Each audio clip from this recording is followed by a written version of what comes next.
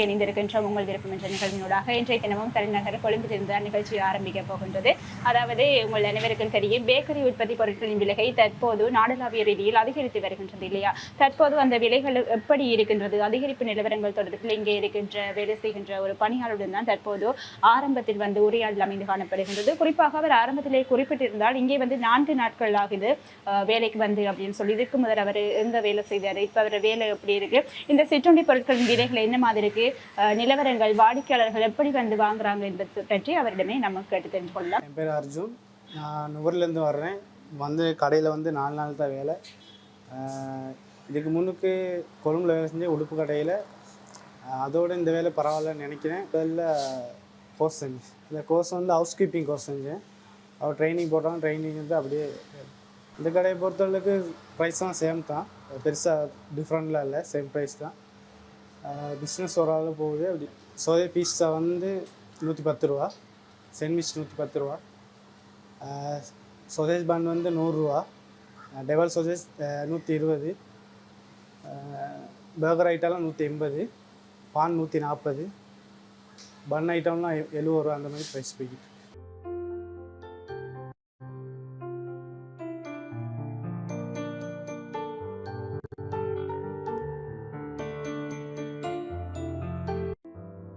காலையில் எத்தனை மணிக்கு எத்தனை மணிக்கு போகணும்? இல்லை 5:30, நைட் போகும்போது 8.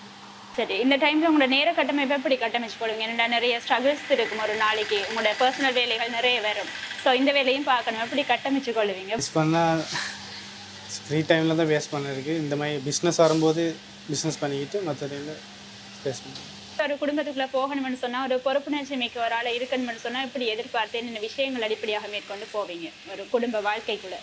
குடும்ப வாழ்க்கையில் பெஸ்ட்டு நான் பார்க்குறது அம்மா அப்பா பார்க்குறது. அம்மாவை பார்த்துக்கிட்டு நமக்குன்ட்டு ஒரு இது செட் பண்ணிக்கிட்டு அவங்களையும் நல்லா பார்த்துக்கிட்டு லைஃப் அப்படியே கண்டினியூ பண்ணிக்கிட்டு. எத்தனை பேர் வீட்டில் உங்களுக்கு? வீட்டில் 4 பேர். புது வருடம் வரப்போகுது 2025ஆம் ஆண்டுக்கு. இந்த வருஷத்தில் மறக்க முடியாத சம்பவம் எதை சொல்லுவீங்க நீங்கள்? இந்த மறக்க வருஷமே மறக்க முடியாது. அப்படி அடுத்த வருஷத்துலேருந்து தான் டெவலப் ஆகி போகிறதுக்கு பிளான். என்ன பிளான் வச்சுருக்கிறீங்க? ஒரு வருஷம் ஸ்டார்ட் பண்ணும்போதே ஒரு பிளான் வரும். ஸோ இந்த 2025க்கு என்ன கோல், என்ன பிளான், என்ன நோக்கம் வச்சுருக்கிறீங்க? இந்த வருஷம் மட்டும் வேலை செஞ்சுட்டு அதுலேருந்து வர காசை வச்சு ஒரு பிஸ்னஸ் செய்கிறதா. வீட்டில் இருந்து வரும்போதே நிறைய சாப்பாடு எல்லாம் மிஸ் பண்ணுவீங்க, அம்மா சமைக்கிற சாப்பாடு? அம்மா அப்பா மிஸ் பண்ணுறது, அக்கா மிஸ் பண்ணுறது. சரி, அம்மா சமைக்கிற சாப்பாடுல என்ன சாப்பாடு உங்களுக்கு பிடிக்கும்? அதான் இப்போ சில சாப்பாடுகள் இங்கே மிஞ்சும், அதெல்லாம் என்ன செய்வீங்க? மிஞ்சுறதெல்லாம் பேக்கரி கொண்டு போயிட்டு இந்த பன்னல் ஐட்டம்லாம் கொண்டு போயிட்டு அது பெரிய இது ஃபோக்கர் பண்ணி அதுக்கு சாப்பாட்டுக்கு எடுத்து கொடுத்துருவோம், வீசுறது தான். மற்றபடி அதை மறுபடியும் யூஸ் பண்ண மாட்டாங்க. உங்களுக்கு பிடிச்ச நடிகர் யார்? விஜய். விஜயோட பாட்டு நிகழ்ச்சி மூலம் கேட்கணுன்னா என்ன பாட்டு விரும்பி கேட்பீங்க, யாருக்காக கேட்பீங்க நீங்கள் பாட்டு? விஜய் பாட்டு ஃபேமிலிக்காக தான் கேட்குறது. பாட்டு நிறைய பாட்டு இருக்குது. ஆர்ஆர் அவரை கேட்கணும் பாடிஸில். சரி, பாடல் நிகழ்ச்சியில் வரும். அதுக்கு முதல்ல இப்போ நீங்கள் வீட்டை இருந்து வரும்போது மிஸ் பண்ணிடுறீங்க வீட்டை அப்படின்னு சொன்னீங்க. இப்போ வீட்டை போகிற டைமில் உங்களுக்கு ஒரு குதூகலமாக இருக்குது, என்னென்ன பொருட்கள்லாம் வீட்டை வாங்கிட்டு போவோம் அப்படின்னு நினச்சிட்டு வாங்கிட்டு போகும்போது ஸ்வீட் பொருட்கள், அப்படி இல்லாச்சும் ஏதாச்சும் மெமரியான ஒரு இப்படி போகிறது சித்திரைக்கு தான் போகிறது. சித்திரைக்கு போகும்போது ஏதாச்சும் வீட்டுக்கு தேவையான சாமான் வாங்கிட்டு போகிறது, ஸ்வீட் வாங்கிட்டு போகிறது. ஒவ்வொரு இடமும் ஒவ்வொரு வித்தியாசமாக இருக்கும். இங்கே எப்படி ஃபீல் பண்ணுவீங்க? ஃபர்ஸ்ட்டுக்கு எப்படி இருந்துக்கும் உங்களுக்கு இங்கே வரும்போது? இங்கே வரும்போது டிஃப்ரெண்ட்டாக இருக்குன்னா இந்த கூதல், இங்கே சூடு, அங்கே குளிர், அந்த மாதிரி இப்படி டிஃப்ரெண்ட் ஆகுது. பெருசாக நேச்சரை அங்கிட்டு தான் பெருசாக நல்லாயிருக்கும், இங்கிட்டு பெருசாக இருக்கும். உங்களோட ஏரியாவை பொறுத்த மட்டும் சுற்றுலா பயணிகளை கவரக்கூடிய இடம் நுவரெலியான்னு சொல்லுவாங்க, அதை பற்றி பயன் கொள்ளுங்க. நுவரெலினா ஸ்ரீபாதை இருக்குது, ஆஞ்சநேய கோவில் இருக்குது, அங்கெல்லாம் பார்க்குறதுக்கு அந்த மாதிரி டூரிஸ்ட் இடம் நிறைய இருக்குது. லவர் ஸ்லிப் இருக்குது, அந்த மாதிரி நிறைய இருக்குது. நிகழ்ச்சியில் விஜயோட பாடல் வருது. பாடலை தொடர்ந்து மீண்டும் நிகழ்ச்சி மூலமாக இணைந்து கொள்ளலாம். அழகான பாடலை தொடர்ந்து மீண்டும் நிகழ்ச்சி மூலமாக இணைந்து கொண்டிருக்கின்றோம்.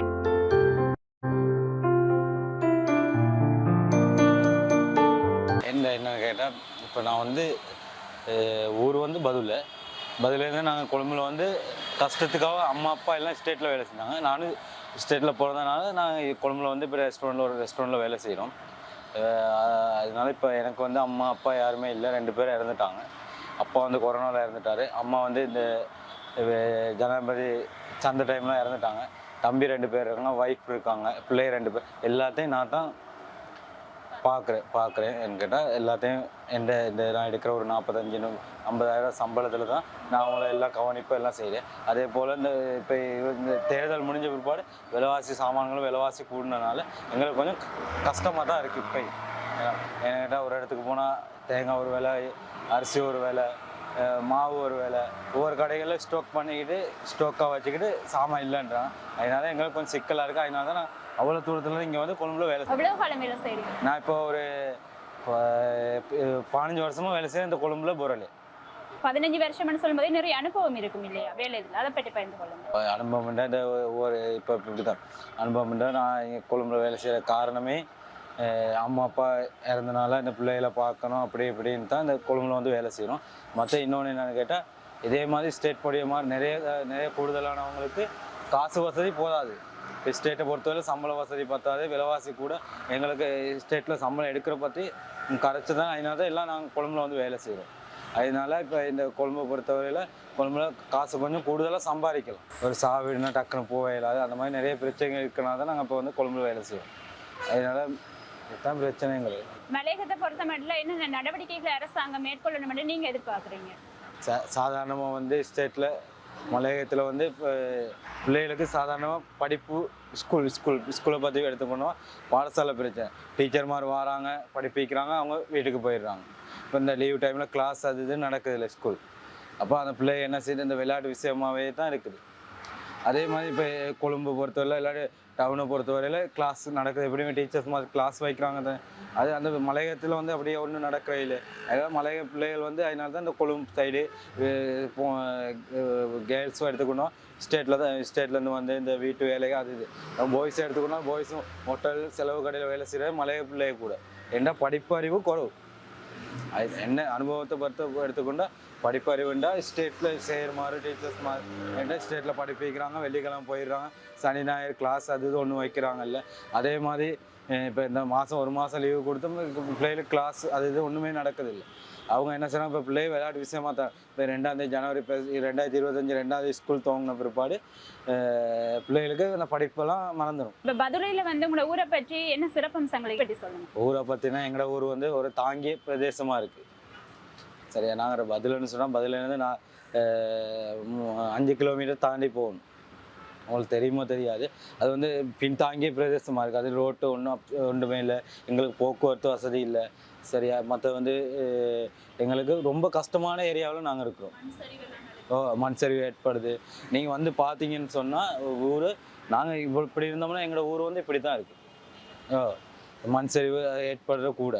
மற்ற வந்து போக்குவரத்து வசதி குறவு, ஸ்கூல் பிரச்சனை குறவு, ஆண்டு 5 பிற்பாடு பிரச்சனை பிற்பாடு நாங்கள் போர்டிங் ஃபீஸ் காட்டி தான் எங்களோட பிள்ளைகளை எங்களோட அண்ணன் தம்பி மாற எல்லாத்தையும் ஸ்கூலுக்கு வேறு இடத்துக்கு போடணும்.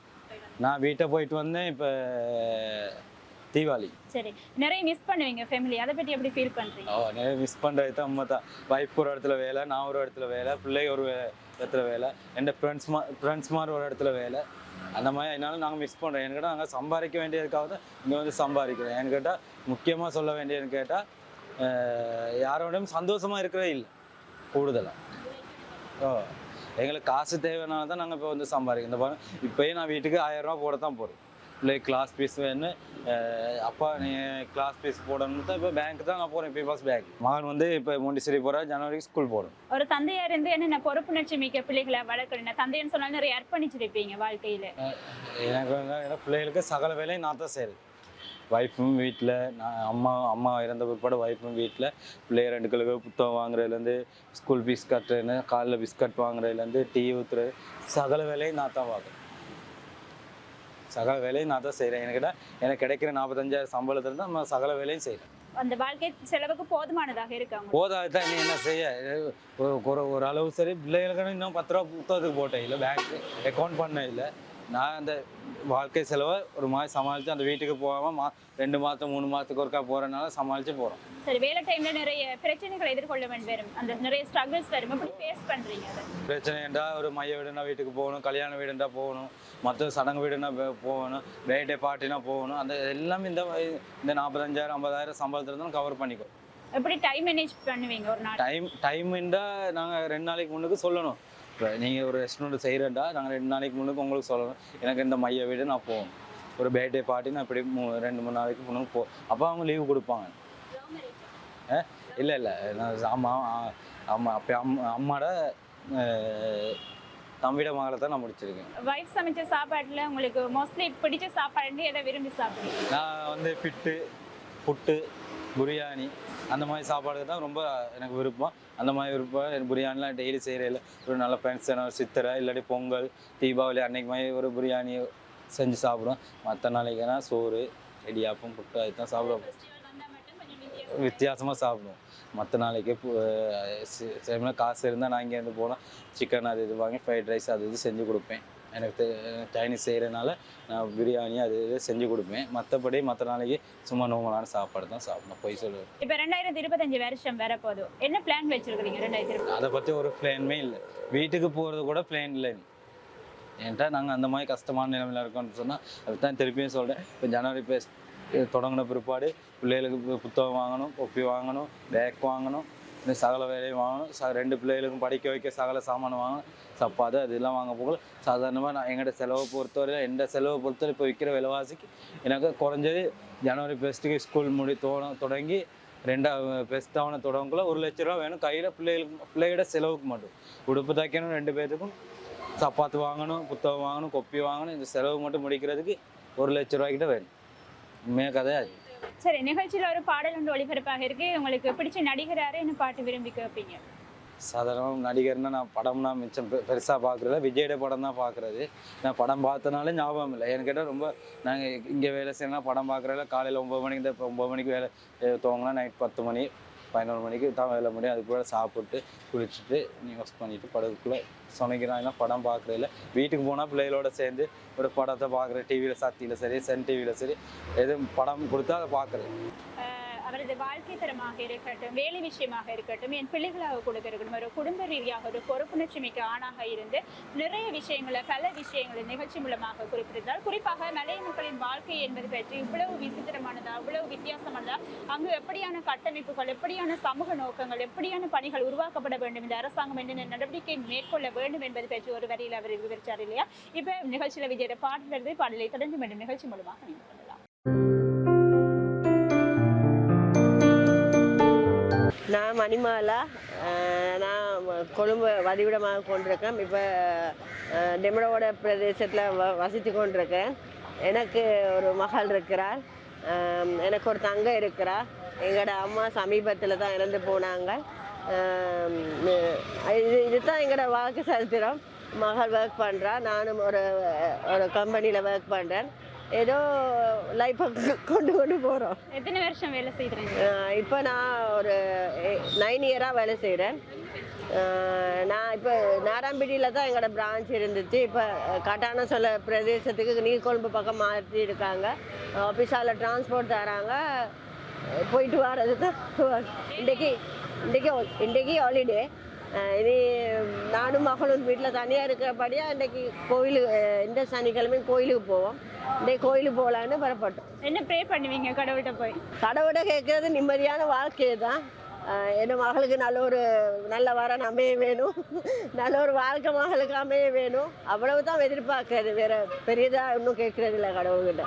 நான் எனக்கு தெரிஞ்ச வகையில் என் மகளை நான் நல்ல ஒரு பொறுப்பான மகளாக தான் வளர்த்துருக்கிறேன். அதை பற்றி எனக்கு ஒரு டவுட்டும் இல்லை. சரி, உங்களோட வேலை தரத்தில் எப்படி அனுபவம் இருக்கு உங்களுக்கு? வேலை தரத்தை என்ன செய்ய, எங்களோட வாழ்க்கை சுமையை கொண்டு போகிறதுக்காக என்ன கஷ்டமாக இருந்தாலும் பொறுத்து கொண்டு செய்ய வேண்டியதுக்காக தொழில் ஒன்று பார்க்குறோம். ஆனால் எங்களுக்கும் மற்றவங்கள மாதிரி வீட்டில் இருந்து சந்தோஷமாக சாப்பிட்டு இப்படி டிவி பார்த்து கொண்டு இருக்க ஆசை இருக்குது தான். எங்களோட வாழ்க்கை சுமையை கொண்டு போக வேண்டியதுக்காக தொழில் ஒன்று செய்ய வேண்டியதுக்காக செய்கிறோம். சரி, ஃப்ரீ டைமில் வீட்டு என்ன செய்வீங்க? ஃப்ரீ டைமில் எனக்கு நியாயமான வேலை இருக்குது. வீடு வாசல் துப்புரவாக்குறது எனக்கு முக்கியம். சுத்தம் இம்பார்ட்டன்ட். அதனால என்னோட டைம் போகிறது எனக்கே தெரியாது. சில சமயம்ல வீட்டில் இருந்தால் மார்னிங் பிரேக்ஃபாஸ்ட்டை கூட மறந்து வேலை செஞ்சு கொண்டு இருக்கிற டைமும் இருக்குது. சரி, மகளுக்கு பிடிச்ச சாப்பாடுல என்ன சாப்பாடு விரும்பி சமைச்சு? மகளா கொத்து ரைஸ் தான் மிச்சம் விரும்பி சாப்பிட்றது. ஆனால் நான் போடுற பிரியாணியாவுக்கு மிச்சம் பிடிக்கும். விரும்பி சாப்பிடுவா பிரியாணி செஞ்சால். வெஜிடேரியன் அப்படியா இருந்தாலும் அவட அம்மம்மா இருக்க போகலே ஒரு கருவாட்டு கறி வைப்பாங்க. அந்த குழம்பு அடிக்க குழம்பு இல்லைன்னு எந்த நேரமும் கிண்டல் பண்ணுறது உண்டு. ஆனால் அந்த எந்த தாயோட பக்குவம் எனக்கு வராதனால நான் சில நேரம் அதை பற்றி கொஞ்சம் மனசுக்குள்ள கவலைப்பட்டு இருக்கிறது. அது இந்த அம்மா செய்ய போகல அதை நான் விட்டு பார்த்துருந்தா இன்றைக்கி எந்த பிள்ளைக்கு நான் ப்ரௌடாக செஞ்சு கொடுத்துருப்பேன். சரி, இந்த நாகரிகமான டெக்னாலஜி மிக்க லைஃப்பில் வந்து இயற்கை அழகை விட சலூனுக்கு தான் நிறைய பெண்கள் போவாங்க, நிறைய மேக்கப்ஸை விரும்புகிறாங்க. அதை பற்றி என்ன நினைக்கிறீங்க நீங்கள்? உண்மையில் செலூனுக்கு போயிட்டு நம்ம காசு செலவழிக்கிறத விட இப்போ தான் எல்லாருக்கும் கையடக்க தொலைபேசின்னு ஒன்று இருக்குது.